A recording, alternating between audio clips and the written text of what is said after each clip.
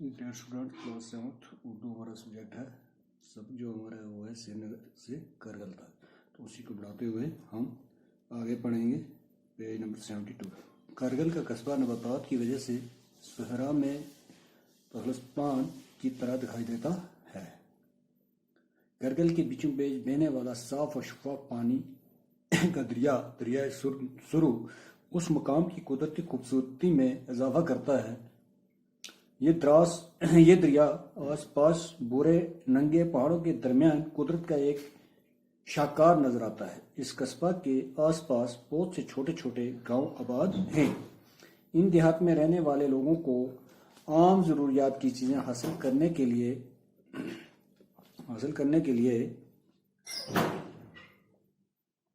करगिल ही आना पड़ता है। मुल्क और बैरून मुल्क से आने वाले सियाहों के लिए भी ये जगह बाइस कशिश बन गई है। कई सरकारी दफ्तर, फार्म्स और हवाई अड्डा की तामीर और दीगर वजूहात की बना पर करगिल की अहमियत में दिन दुगना रात चुगना इजाफा हो रहा है। अनाज की वाफर फराहमी, सड़कों की तामीर और मकामी पैदावार में इजाफे ने यहाँ के लोगों की उन तकालीफ का काफ़ी हद तक अजाला किया है जिनसे इन्हें माजी में दो चार होना पड़ता था क्योंकि माजी में ऐसा कुछ नहीं था, न सड़कें थी न तामीरी काम थे। करगिल में मुसलमान और बुद्ध आबाद हैं।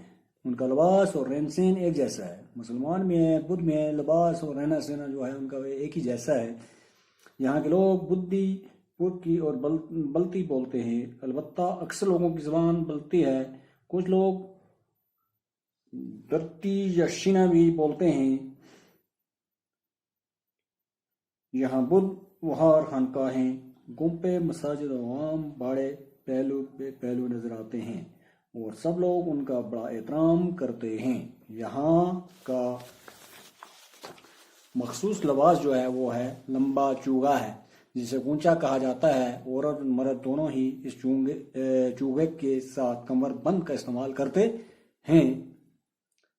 मुल्क के दीगर हिस्सों के साथ मेल जोल और सकाफती असरात के तहत नौजवान जदीद यूरोपीय अंदाज के लिबास मसलन पतलून, कोट, जैकेट और जीन्स पहनते हैं, लेकिन फिर भी लोग मजहबी, तहजीबी और सकाफती कदरों का लिहाज रखते हैं। तो यह है बच्चों हमारा आज का सबक श्रीनगर से करगिल तक का। यहाँ ही इख्तिताम करते हैं, आगे कल बढ़ेंगे। वस्सलाम।